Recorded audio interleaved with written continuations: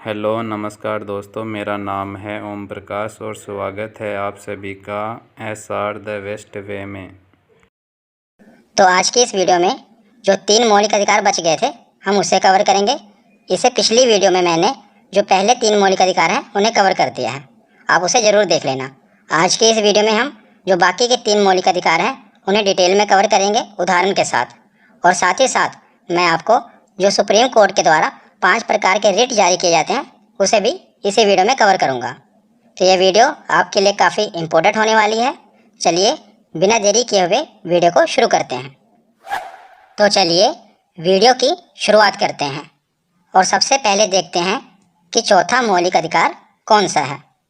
तो चौथा मौलिक अधिकार है धार्मिक स्वतंत्रता का अधिकार, और इसका वर्णन अनुच्छेद 25 से लेकर 28 तक है। तो सबसे पहले हम अनुच्छेद 25 देखते हैं। अनुच्छेद 25 में क्या है? अंतःकरण की, धार्मिक रीति रिवाज मनाने की और धर्म का प्रचार प्रसार करने की स्वतंत्रता। तो इसके अंतर्गत कोई भी व्यक्ति किसी भी धर्म को मान सकता है, उसके रीति रिवाज को मान सकता है और धर्म का प्रचार प्रसार भी कर सकता है। तो इसकी स्वतंत्रता हमें अनुच्छेद 25 के तहत मिलती है। आप देखते होंगे कि मुहर्रम के अवसर पर मुसलमान ताजिया निकालते हैं, उसी प्रकार हिंदू शोभा यात्रा, रथ यात्रा निकालते हैं। तो उन्हें अपने रीति रिवाज को मनाने की, धर्म का प्रचार प्रसार करने की स्वतंत्रता किसके अंतर्गत है? तो अनुच्छेद 25 के अंतर्गत है। ये स्वतंत्रता आपसे कोई भी नहीं छीन सकता, कोई भी अधिकारी इसके खिलाफ आपसे 2-5 नहीं कर सकता। ये स्वतंत्रता आपको संविधान के द्वारा मौलिक अधिकार में दी गई है। तो उसके बाद अब हम देखते हैं अनुच्छेद 26। अनुच्छेद 26 में क्या है? धार्मिक कार्यों के प्रबंध की स्वतंत्रता। इसके अंतर्गत कोई भी व्यक्ति अपने धर्म के लिए संस्थाओं की स्थापना, कानूनी रूप से धार्मिक संपत्ति का अर्जन, स्वामित्व व प्रशासन करने का अधिकार है। तो अनुच्छेद 26 ही ये हमें अधिकार देता है कि हम किसी भी धर्म की संस्था का निर्माण करवा सकते हैं, जैसे कि मंदिर का निर्माण करवा सकते हैं, मस्जिद का निर्माण करवा सकते हैं, गिरजाघर का निर्माण करवा सकते हैं या गुरुद्वारे का निर्माण करवा सकते हैं। तो हम किसी भी धार्मिक संस्था का निर्माण करवा सकते हैं। ये अनुच्छेद 26 द्वारा हमें मौलिक अधिकार है। और उसी के साथ साथ इसमें लिखा है कि कानूनी रूप से धार्मिक संपत्ति का अर्जन। तो जैसे कि आप मंदिर में जाते होंगे तो वहाँ पर दान पेटी होती होगी और उस पर लिखा होता है कि कृपया दान इसी में डालें। तो मंदिर क्या करते हैं? इसके द्वारा धन अर्जन करते हैं। तो इसमें लिखा गया है कि कानूनी रूप से धार्मिक संपत्ति का अर्जन किया जा सकता है और साथ ही साथ स्वामित्व व प्रशासन करने का अधिकार है। तो आप मंदिर, मस्जिद या कोई भी धार्मिक संस्था हो, उसे चलाने के लिए ट्रस्ट बनता है ना। तो ट्रस्ट में क्या होते हैं? मेंबर होते हैं, तो वही उस धार्मिक संस्था को चलाते हैं। तो इसमें दिया गया है अधिकार कि स्वामित्व व प्रशासन करने का भी अधिकार है। तो ये हमें अनुच्छेद 26 कहता है। तो उसके बाद हम देखते हैं अनुच्छेद 27। अनुच्छेद 27 में क्या है? धार्मिक कार्य के लिए धन कर मुक्त होगा, यानी कि टैक्स फ्री होगा। अगर आप किसी भी धार्मिक संस्था को डोनेशन करते हैं, चैरिटी करते हैं, तो आपके उस पैसे पर टैक्स नहीं लगेगा।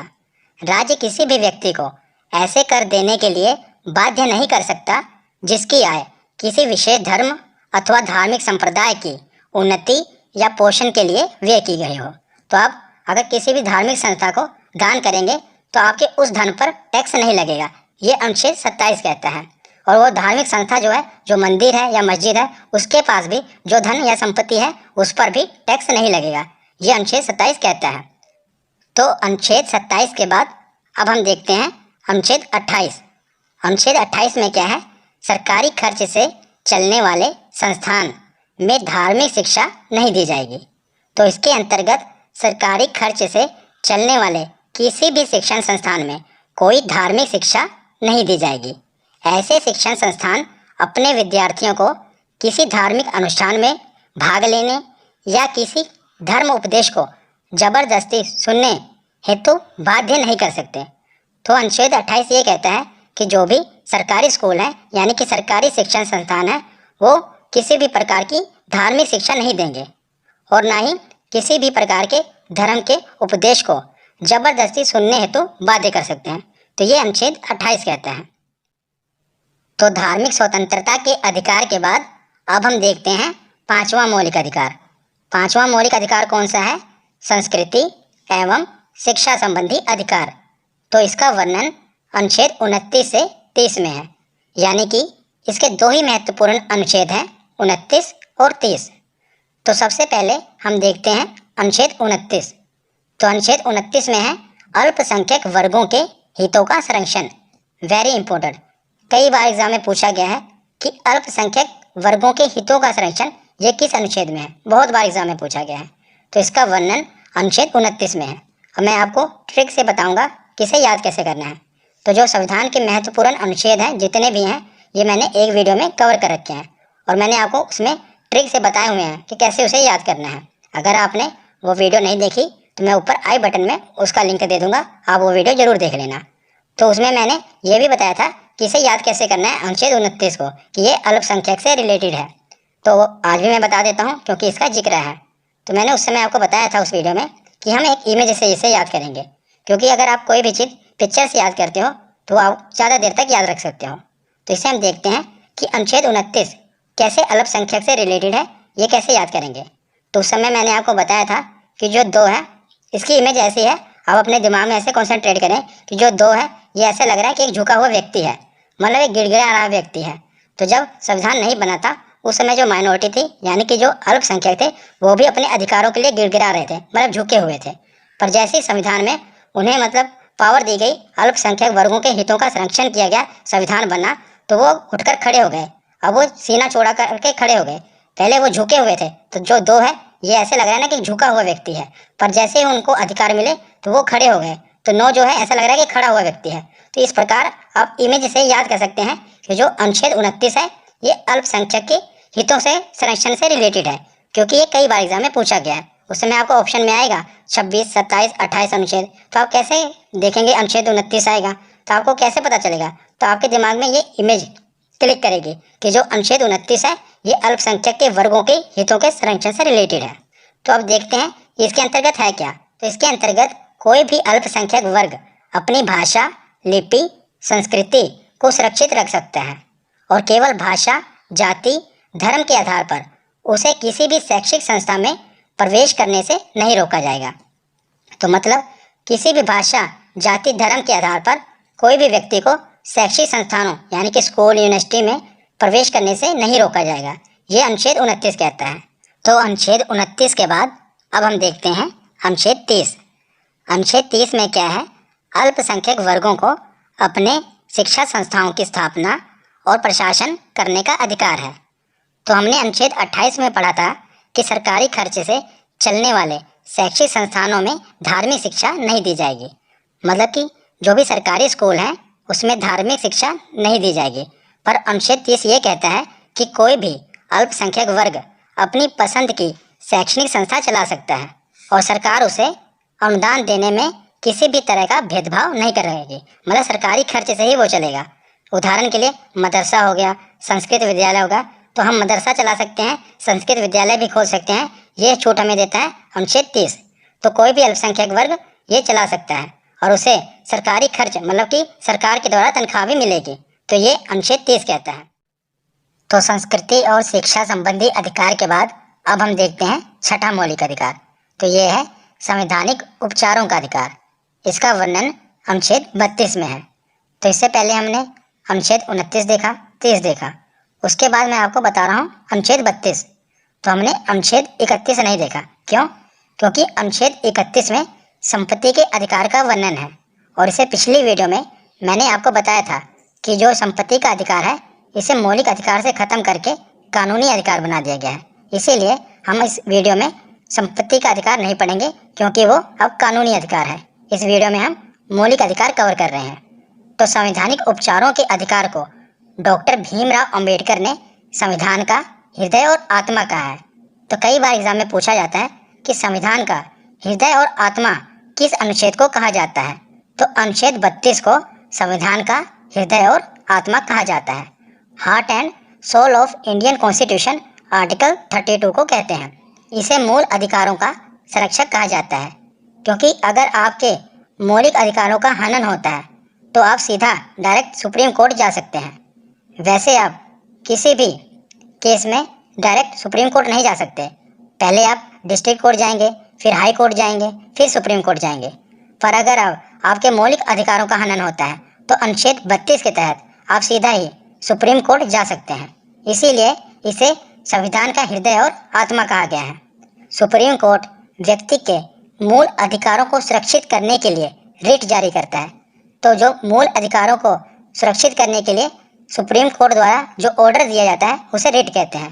तो ये 5 प्रकार के रिट होते हैं। कौन कौन से? पहला रिट है बंदी प्रत्यक्षीकरण। इसे इंग्लिश में कहते हैं हैबियस कॉर्पस। एक्चुअली ये जो शब्द है, ये इंग्लिश में जो लिखे हैं ये लैटिन भाषा के शब्द हैं, इसलिए थोड़ा अलग है। इसे याद रखिएगा। हिंदी में कहते हैं, हिंदी में तो सिंपल ही है, बंदी प्रत्यक्षीकरण। इंग्लिश में कहते हैं हैबियस कॉर्पस। दूसरा है परमा आदेश, जिसे इंग्लिश में कहते हैं मैंडमस। तीसरा है अधिकार परीक्षा, इसे इंग्लिश में कहते हैं को वारंटो। चौथा रिट है प्रतिषेध, जिसे इंग्लिश में कहते हैं प्रोहिबिशन। और पांचवा है उत्प्रेषण, इसे इंग्लिश में कहते हैं सर्च्योरेरी। तो ये 5 रिट हैं। उसके बाद अब हम इन्हें डिटेल में पढ़ते हैं। अब मैं आपको सुप्रीम कोर्ट द्वारा जारी किए जाने वाले 5 प्रकार के रिट को डिटेल में बताऊंगा। काफ़ी इंपॉर्टेंट है, कई बार एग्जाम में पूछे गए हैं, इसीलिए ध्यान से सुनिएगा। सबसे पहला है बंदी प्रत्यक्षीकरण, जिसे इंग्लिश में कहते हैं हैबियस कॉर्पस। जिसका मतलब है शरीर को प्रस्तुत करना। तो ये क्यों कहते हैं इसे, ये मैं आपको आगे बताऊंगा। तो इसके अंतर्गत क्या है, पहले इसकी डेफिनेशन देख लेते हैं, उसके बाद मैं आपको इसका पूरा उदाहरण से समझाऊंगा। तो जब किसी व्यक्ति को यह लगता है कि उसे अवैध रूप से जेल में रखा गया है, तब सुप्रीम कोर्ट हिरासत में लेने वाले अधिकारी को आदेश देता है कि वह जेल में रखे गए व्यक्ति को निश्चित स्थान और निश्चित समय के अंदर उपस्थित करे, अन्यथा हिरासत में लेने वाले अधिकारी पर कार्यवाही होगी। मान लीजिए आपको पुलिस ने गिरफ्तार किया और आपको जेल में बंद कर दिया। तो इसे पिछली वीडियो में मैंने आपको बताया था कि अनुच्छेद 22 के तहत आपको ये अधिकार है कि आप उसे हिरासत में लेने का कारण पूछ सकते हैं, और जब उसने आपको जेल में बंद कर दिया उसके 24 घंटे के अंदर उसे आपको जज के सामने पेश करना ही पड़ेगा। ये आपका अधिकार है कि मान लीजिए पुलिस ने आपको गिरफ्तार किया और जेल के अंदर डाल दिया, तो उसके 24 घंटे के अंदर पुलिस को आपको जज के सामने पेश करना ही पड़ेगा। मान लीजिए पुलिस ने ऐसा नहीं किया, आपको 3 दिन तक उसने जेल में बंद किया हुआ है, तो अब आप क्या करेंगे? आप अपना वकील भेजेंगे। तो आपका वकील जाएगा सुप्रीम कोर्ट का ऑर्डर लेने के लिए। तो सुप्रीम कोर्ट को वो बताएगा कि मेरे क्लाइंट को पुलिस वाले ने इस फलाना थाने में 3 दिन से बंद किया हुआ है, जबकि कानून ये कहता है, अनुच्छेद 22 ये कहता है कि 24 घंटे के अंदर उसे जज के सामने पेश करना पड़ेगा।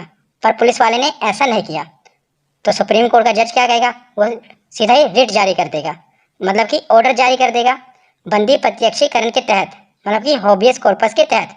और ये रिट जारी करेगा कि तुरंत उस व्यक्ति को छोड़ा जाए और मेरे सामने पेश किया जाए, क्योंकि 24 घंटे के अंदर पेश करना होता है ना। ऐसे डेफिनेशन में लिखा गया था कि व्यक्ति को निश्चित स्थान और निश्चित समय के अंदर उपस्थित करें, अन्यथा हिरासत में लेने वाले अधिकारी पर कार्यवाही होगी, अन्यथा आप पर कार्यवाही की जाएगी। तो उस पुलिस को क्या करना पड़ेगा? उस व्यक्ति को छोड़ना पड़ेगा। अगर उसने कोई जुर्म नहीं किया है तो उसे छोड़ना पड़ेगा, क्योंकि अगर जबरदस्ती उसने गिरफ्तार किया है तो उसे छोड़ना पड़ेगा, क्योंकि जो आपका लॉयर है, वकील है, वो ऑर्डर ले आएगा। अगर आपने कोई जुर्म किया है तो आपको 24 घंटे के अंदर उसे पेश करना था, पर उसने 3 दिन तक आपको पकड़ा हुआ है, पेश नहीं किया, अब उसे सीधा आपको पेश करना पड़ेगा, उसी वक्त तत्काल पेश करना पड़ेगा। तो ये है आपका अधिकार। तो दूसरा रिट है परम आदेश, जिसे इंग्लिश में कहते हैं मैंडमस। तो इसके अंदर क्या है? जब कोई सरकारी अधिकारी अपने सार्वजनिक कर्तव्य यानी कि पब्लिक ड्यूटी का निर्वाह नहीं करता, तब सुप्रीम कोर्ट उस पर रिट जारी कर सकता है और उसे अपने कर्तव्य का पालन करने का आदेश जारी करता है, अन्यथा उस पर सख्त कार्रवाई कर सकता है। मतलब कि जब कोई भी सरकारी कर्मचारी अपने कर्तव्य का पालन नहीं करता तो आप सुप्रीम कोर्ट जा सकते हैं और सुप्रीम कोर्ट उस पर रिट जारी कर सकता है, उसे अपने कर्तव्य का पालन करने का आदेश जारी करता है, अन्यथा उस पर कार्रवाई भी की जा सकती है। तो मैं अब आपको उदाहरण से समझाता हूँ। मान लीजिए आप रेलवे स्टेशन पर टिकट बुक कराने के लिए गए, तो आपने देखा कि वहाँ पर 2 काउंटर हैं। एक काउंटर पर तो पूरी तरह से भीड़ लगी हुई है, और जो दूसरा काउंटर है वहाँ पर भीड़ नहीं लगी, पर वहाँ पर व्यक्ति बैठा है। आपने उससे पूछा कि सर टिकट बुक कर दीजिए, तो उसने कहा कि सर्वर डाउन है।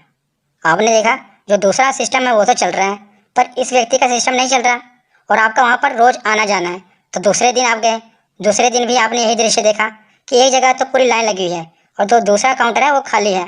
तो फिर आपने पूछा, तो फिर उस व्यक्ति ने यही कहा कि सर्वर डाउन है। तो एक दिन आपने देखा कि हो क्या रहा है, तो जब आप अंदर गए, आप अंदर देखा आपने कि वो व्यक्ति जो है वो सर्वर कोई डाउन नहीं है, वो अंदर 3 पत्ती की गेम खेल रहा है और आपको बार बार कह रहा है सर्वर डाउन है। तो आपने क्या किया, तो उसके अधिकारी को आपने, उससे जो ऊपर अधिकारी है उसे कंप्लेंट किया, पर उसके ऊपर अधिकारी ने भी कोई कार्रवाई नहीं की। तो अब आप क्या करेंगे, आप सीधा सुप्रीम कोर्ट जा सकते हैं और सुप्रीम कोर्ट में जाके उसके खिलाफ ये ऑर्डर जारी यानी कि रिट जारी करवा सकते हैं। तो अब क्या करेगा सुप्रीम कोर्ट, क्योंकि वो एक पब्लिक ड्यूटी कर रहा है ना व्यक्ति, वो सरकारी नौकर है, तो वो अपने ड्यूटी का निर्वाह नहीं कर रहा है। याद रखिएगा, जो परम आदेश है ये प्राइवेट पर नहीं लगेगा, ये सिर्फ सरकारी कर्मचारियों पर लगेगा, क्योंकि जो प्राइवेट ड्यूटी करते हैं वो तो आपको पता ही है कैसे काम करते हैं, पर जो सरकारी ड्यूटी करते हैं वही ऐसे ढीलाखानी काम करते हैं।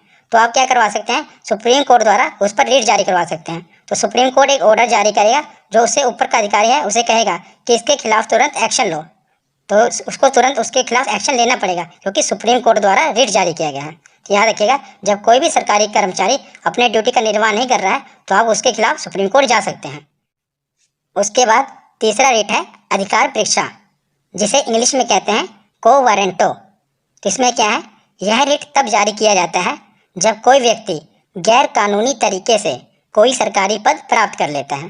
तो मैं अब आपको उदाहरण समझाता हूँ।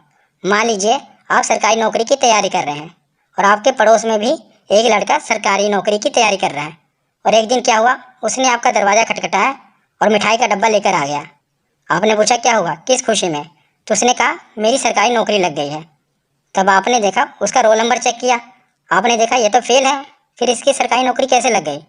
तब जब आपको इसकी अंदर की बात पता लगी तो आपको पता लगा कि इसने घूस देकर या रिश्वत देकर सरकारी नौकरी प्राप्त की है। तो अब आप क्या करेंगे, आप सीधा सर सुप्रीम कोर्ट जाएंगे और उसके खिलाफ रिट जारी करवा देंगे।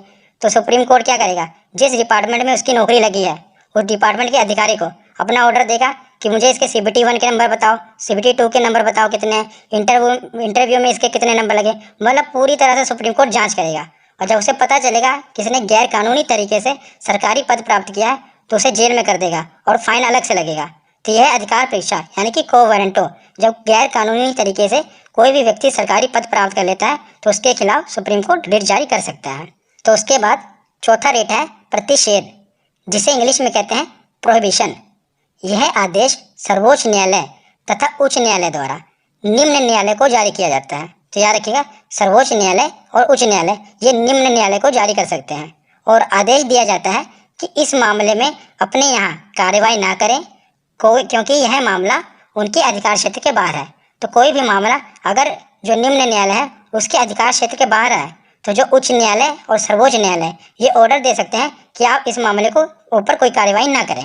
तो कैसे कोई मामला किसी के अधिकार क्षेत्र के बाहर हो सकता है, मान लीजिए एक उदाहरण से मैं आपको समझाता हूँ कि मान लीजिए कि बिहार के पटना में कोई मर्डर हुआ, कोई व्यक्ति ने मर्डर किया और इसका मुकदमा चल रहा है तमिलनाडु के कोर्ट में। तो आप बताइए, ये उस कोर्ट के अधिकार क्षेत्र में है, मर्डर तो हुआ है, वो जुर्म तो है, पर बिहार का कोर्ट देखेगा ना इसे, पटना का, ना कि तमिलनाडु का कोर्ट देखेगा। तो ये उसके अधिकार क्षेत्र से बाहर है। तो इस समय सुप्रीम कोर्ट ये रिट जारी कर सकता है कि आप इस केस को नहीं देख सकते क्योंकि ये आपके अधिकार क्षेत्र के बाहर है, ये पटना में मर्डर हुआ है ना कि तमिलनाडु में। तो यह है प्रतिषेध। तो पांचवा और आखिरी रिट है उत्प्रेषण, जिसे इंग्लिश में कहते हैं सर्च्योररी। तो इसके अंतर्गत अधीनस्थ न्यायालय जहाँ पर मुकदमा चल रहा है उसे वरिष्ठ न्यायालय उसे आदेश दे सकता है कि उस मुकदमे को तुरंत लंबित कर दें और वरिष्ठ न्यायालय के पास भेजो। आपको पता है कि सबसे ऊपर होता है सुप्रीम कोर्ट, फिर उससे नीचे होता है हाई कोर्ट और उससे भी नीचे होता है डिस्ट्रिक्ट कोर्ट यानी कि जिला न्यायालय, उच्च न्यायालय और सबसे ऊपर है सर्वोच्च न्यायालय। मान लीजिए डिस्ट्रिक्ट कोर्ट यानी कि जिला न्यायालय में कोई मुकदमा चल रहा है तो हाई कोर्ट उसे रिट जारी कर सकता है कि तुरंत इस मुकदमे को लंबित कर दो और मेरे पास भेजो, यानी कि वरिष्ठ न्यायालय हाई कोर्ट के पास भेजो। अगर हाई कोर्ट में कोई मुकदमा चल रहा है तो सुप्रीम कोर्ट उसे रिट जारी कर सकता है कि इस मुकदमे को लंबित कर दो और तुरंत अपने से वरिष्ठ न्यायालय यानी कि मेरे पास भेजो। तो कोई भी मुकदमा अगर किसी भी अधीनस्थ न्यायालय में चल रहा हो तो जो उससे ऊपर का न्यायालय है वो रिट जारी करके कहेगा कि तुरंत इसे अपने से वरिष्ठ न्यायालय में भेजो। तो आज की ये वीडियो यहीं पर ख़त्म होती है। कैसी लगी आपको ये वीडियो कमेंट सेक्शन में ज़रूर बताना। धन्यवाद।